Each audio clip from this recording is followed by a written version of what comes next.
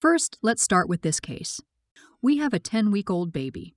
Husband, 28 Nem, absolutely adores him and wants to spend every available moment with him. I know he wants to be an amazing father. However, he engages in unsafe behaviors like falling asleep on the couch while the baby is in contact napping, leaving the baby on the playmat unattended while the dog is in the room, or putting the baby for a day nap with his bib still on. Husband claims I'm too anxious, making a big deal out of nothing. Baby can't roll yet and the dog won't hurt him. He holds the baby firmly while sleeping, etc. And I admit I don't react calmly and freak out, which makes him act defensive.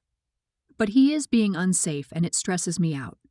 I feel like I can't leave him alone with the baby, which only offends him more. Last week I had enough and asked my mother-in-law and sister-in-law to talk to him. They took my side and ripped him a new one. Now my husband is angry that I brought him into it and made a whole intervention like he's such a bad dad. Am I in the wrong for insisting my husband change how he acts around the baby and involving his family? Let's start judging. You're not in the wrong. Your husband is the idiot. He is doing dangerous things that could genuinely kill the baby. Safe co-sleeping does exist, but not with anyone but the breastfeeding parent for the first few months. Even then, you need to set up a space following the safe sleep. 7. I am sick of men not educating themselves on this and forcing you to do the labor of finding sources to teach him how to be a parent when you yourself are new to it too. And then he doesn't even listen to you. I would be livid. If he isn't willing to educate himself, he has to default to your knowledge. He doesn't get a say in any decisions if he's not knowledgeable about anything. I have a friend who laid their 4-week-old baby on the kitchen table. He rolled over, fell off the table, and fractured his skull. Because of their negligence, CPS took the baby and they have been trying for 3 months to get him back. Do not allow your husband to put the baby at risk. You're not in the wrong. I know personally a 10-week-old baby that died because a parent fell asleep with them on the couch. The baby slipped in between the couch and the parent. They were a very experienced, competent parent with other children that never had a problem. It didn't matter. Things can happen so fast. However, freaking out and screaming isn't going to help. Tell your husband sorry for screaming and involving his family, but you felt you didn't have a choice since you felt he wasn't hearing you and you feared for the baby's safety. Try to end it on a positive note and tell him all the things he does that you love and appreciate. Hope he can wake up and see it's about safety and not an attack on his character. Next up, we have the day off from work and it snowed overnight. My wife got up 2 hours before me and is outside shoveling the 5 inches of snow we got last night. She's pissed off at me because I won't immediately get dressed and run out there and shovel with her, claiming I'm leaving it all for her to do. My wife wants everything to be on her schedule.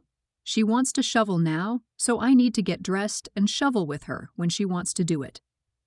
We don't have to go anywhere. We have no work.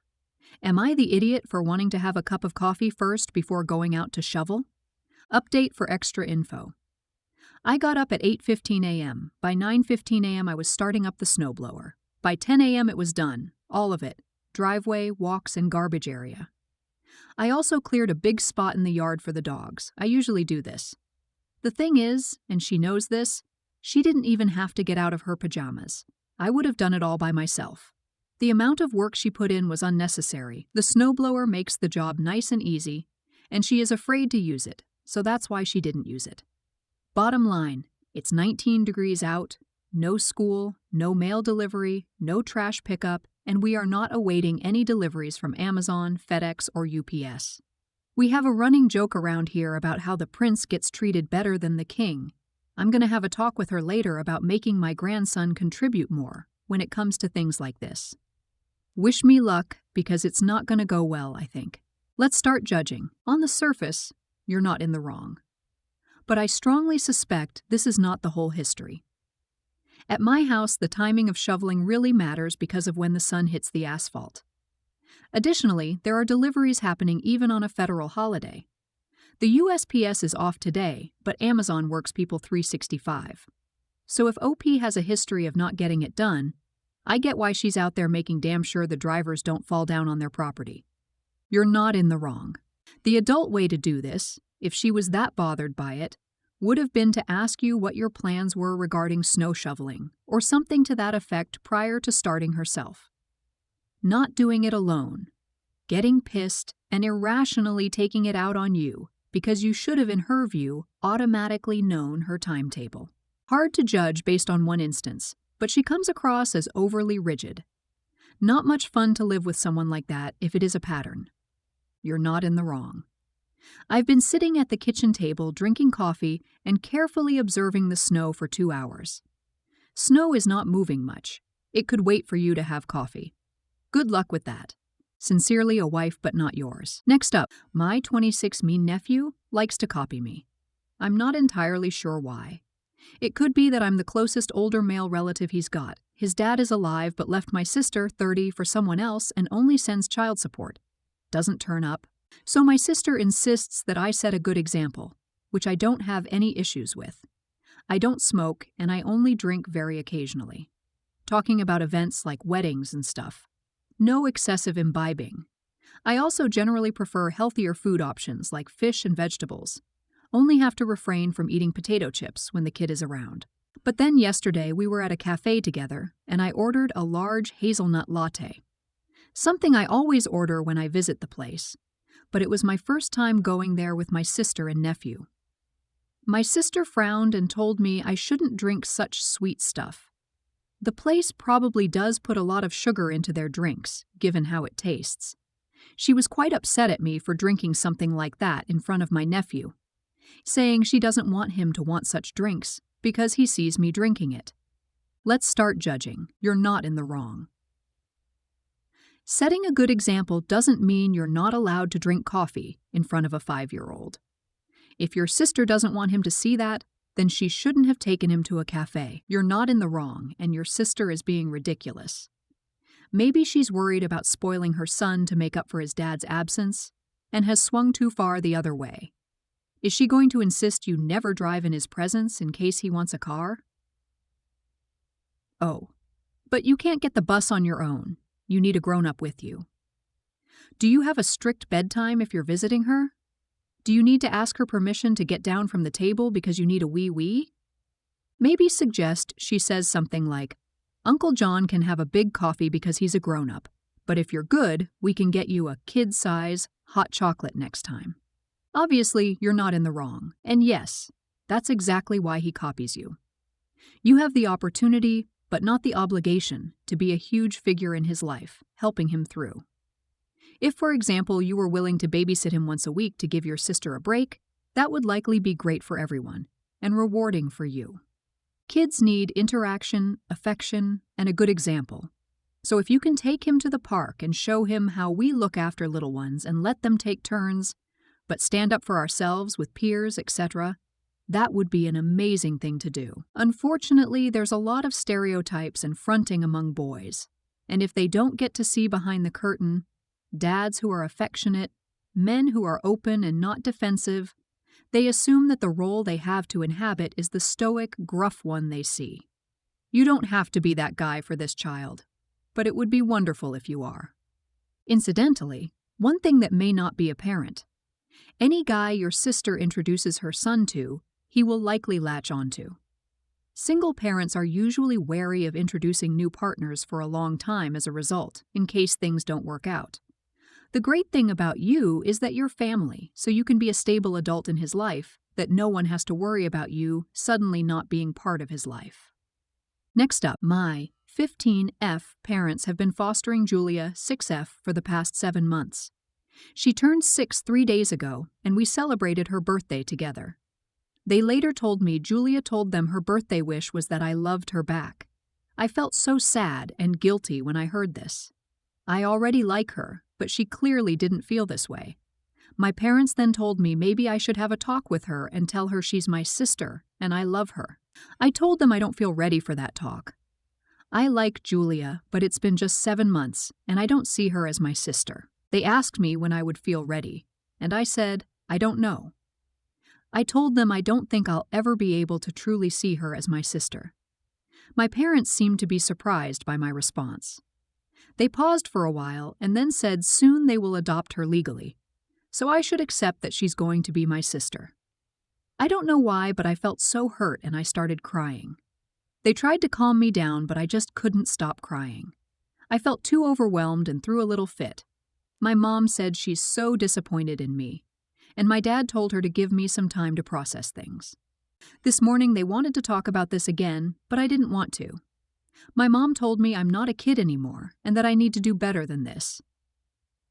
Now I can't help but feel resentful towards Julia. I know she's just a kid, but part of me even thinks she told them about that birthday wish of hers on purpose to make me look bad.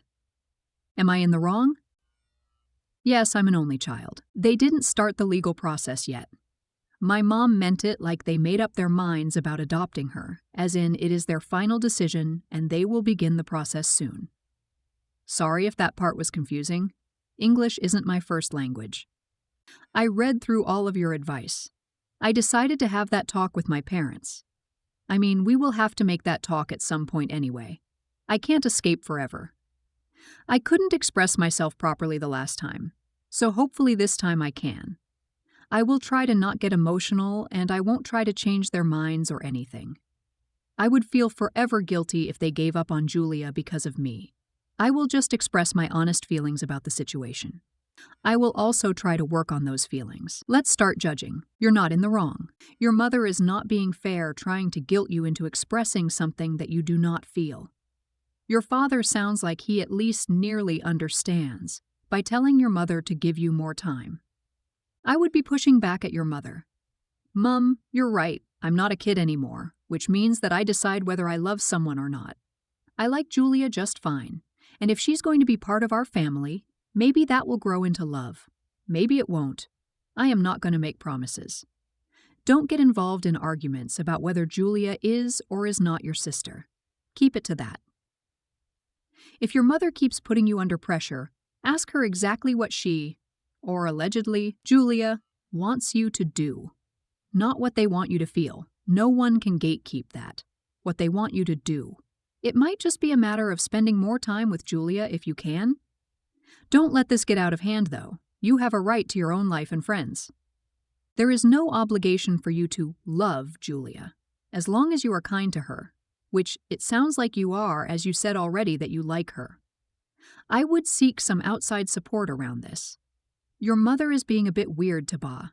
I wonder if she is missing having a young daughter now you're growing up, and could maybe do with looking at her own motives. What will happen when Julia gets into her teens and isn't a kid anymore? Sounds like you are being the adult around this, as you've obviously thought about it quite carefully, which is far more to your credit than just giving in to pressure. Take care. This sounds very difficult for you. Adopting a child into your family should be a series of conversations between you and your parents, rather than them telling you what's going to happen and expecting you to accept it. Genuine feelings of care and love take time to develop, and it sounds like this isn't the ideal setting for those feelings. Your parents have made decisions that affect you without including you in the process, and now they're putting their expectations that you'll love this person as a sister on you with a side of guilt. Being 15 is hard enough. This change in your family dynamic, and perhaps feeling helpless about how things are changing, must be very difficult. Ideally, you'll have some open and honest discussion with your parents. But if that isn't possible, please know that you aren't an idiot by any means. You're just a person with feelings, which is very normal and quite all right. Julia is a child and is herself in a new situation with your family, and likely has some upset or trauma in her background that led her to being with your family. She isn't your enemy, although it may feel like it. You're not in the wrong. You're not in the wrong. It's been less than a year. You might not have even bonded with a biological sibling that fast. I understand your parents wanting everyone to get along, but where they become idiots is telling you they are adopting Julia without asking your opinion. Before all this, if they had asked you, do you think you could have lived cordially with Julia on a permanent basis? People here are also going to tell you not to feel resentment towards the little girl. But in your case, feeling some resentment is normal. You do not need to feel guilty for having emotions. What you do have a responsibility to do is recognize that despite your emotions, she's a 6-year-old child, and she does not deserve to feel the effects of your resentment. Family counseling would definitely be helpful here, and honestly, a good idea even if you were totally on board with the adoption. It's a big change, and you'll all benefit from having a level-headed person to talk to.